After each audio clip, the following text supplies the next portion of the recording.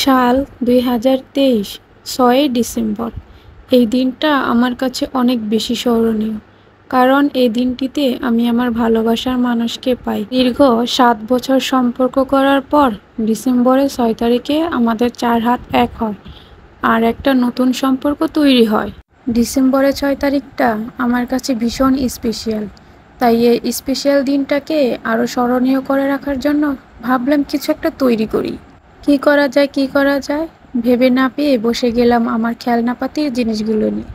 খেলতে খেলতে বানিয়ে ফেললাম এই সুন্দর সুন্দর ফুলগুলো। দেখুন কতই না সুন্দর লাগতেছে। আপনারা হয়তো ভাবতে পারেন যে মেয়েটা কি ভিডিও বানায়, খেয়ে দিয়ে কোনো কাজে নেই।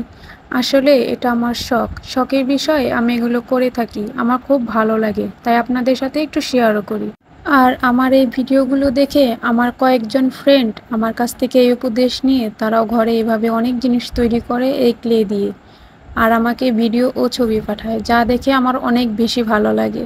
আমি একটা বোর্ডের উপর ফেভিকল আঠা দিয়ে সাদা কাগজ লাগিয়ে দিই এবং একটা জেল পেনের সাহায্যে ডিসেম্বরের মাস এবং তারিখগুলো লিখে নিই।